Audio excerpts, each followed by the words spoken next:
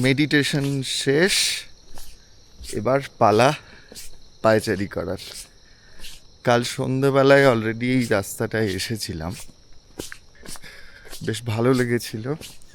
এর নিচে আছে একটা লেক, দেখি হাঁটতে হাঁটতে ওখানে যাই। একটা অদ্ভুত ফুলের গাছ, জানি না এই ফুলটার কি নাম।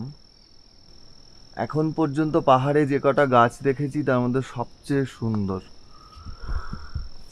এই যে ফুলগুলো হয়ে আছে, ছোট ছোট অসংখ্য চেন নেমেছে, কি ফুল জানি না, তবে খুব সুন্দর।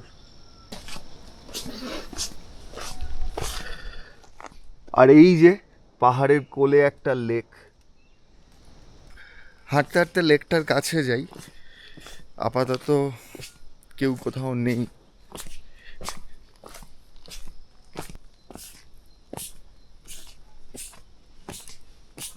এই হচ্ছে লেক, এটা হচ্ছে লেকে যাওয়ার পথ। কিন্তু আমি এতটাই সকালে এসেছি, কেউ কোথাও নেই, ফলে পাহাড়ের দিকটাতেই যাই। ওহো, কি সুন্দর সাদা ধূত্র।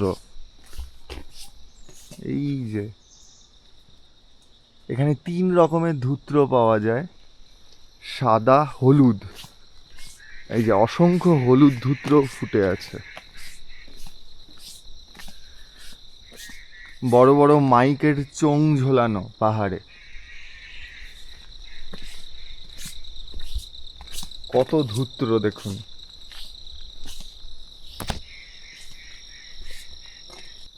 ইউকসামে এলে সবাই এই লেকটার কাছে খুব আসে। আমি তো প্রথম পথই খুঁজে পাচ্ছিলাম না কোন পথে যাওয়া যায়, কিন্তু পথটা যখন পেলাম সেটা বন্ধ, কারণ এত সকালবেলায় কেউই ঘুম থেকে ওঠে না, আমার মতো তো প্যাঁচা কেউ নয়। তো যাই হোক, লেকে যাওয়া বোধহয় হলো না, তার থেকে বরং পাহাড়টার কাছে চলে যাই। হাইড্রেঞ্জিয়া ফুটে আছে, এই যে হাইড্রেঞ্জিয়া, খুব সুন্দর একটা ফুল।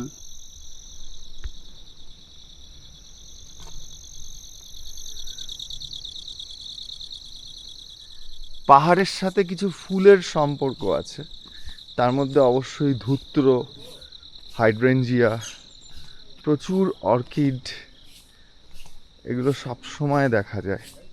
আর অসংখ্য ফুল থাকে যেগুলোর নাম আমরা জানি না। এই যে একজনকে দেখতে পেয়েছি। হ্যালো, এদিকে এসো, এসো এসো। না, সাত সকালে খুব একটা আগ্রহী নয় আমার সাথে কথা বলতে। গোটা পাহাড় জুড়ে জলের শব্দ।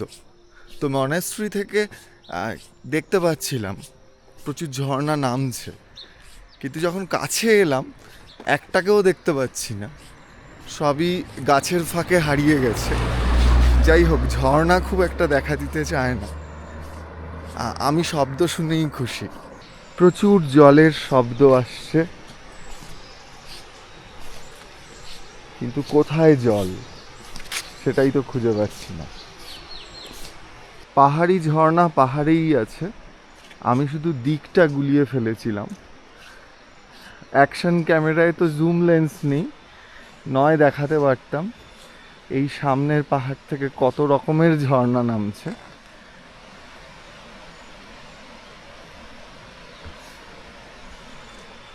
পাহাড়ে শান্তি আছে, পাহাড়ে আছেন ভগবান বুদ্ধ। পাহাড় পাহাড়কে সামলাতে পারে, পাহাড় পাহাড়কে আগলাতে পারে। পাহাড় তখনই অশান্ত হয়ে যায় যখন সভ্যতার অসভ্যতার থাবা পাহাড়ে বসে। আর তার নমুনা দেখেছি গতকাল সিকিম আসার পথে, যে কি পরিমাণ তিস্তার দুপাশে, রঙ্গিতের দুপাশে ভাঙন ধরেছে। এবং যা হোক, প্রকৃতিকে অশান্ত করার পেছনে মানুষ তো কখনো তার দায় অস্বীকার করতে পারে না। তবে আমার মতো নিখাত প্রকৃতিপ্রেমী, পশু পাখি প্রেমী এরকম অসংখ্য মানুষের কিন্তু এগুলো খুব কষ্ট লাগে।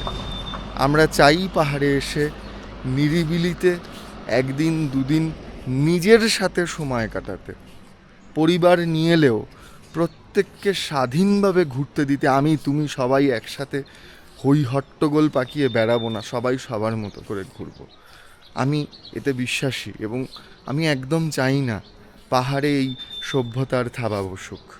পাহাড় পাহাড়ের মতো থাকতে দিন, পাহাড়কে পাহাড়ের মতো রাখতে দিন, আমাদের মতো মানুষদেরকে একটু শান্তিতে বাঁচতে দিন। প্রত্যেকে ভালো থাকবেন। পায়চারির আবার একটা নতুন পর্বে দেখা হবে।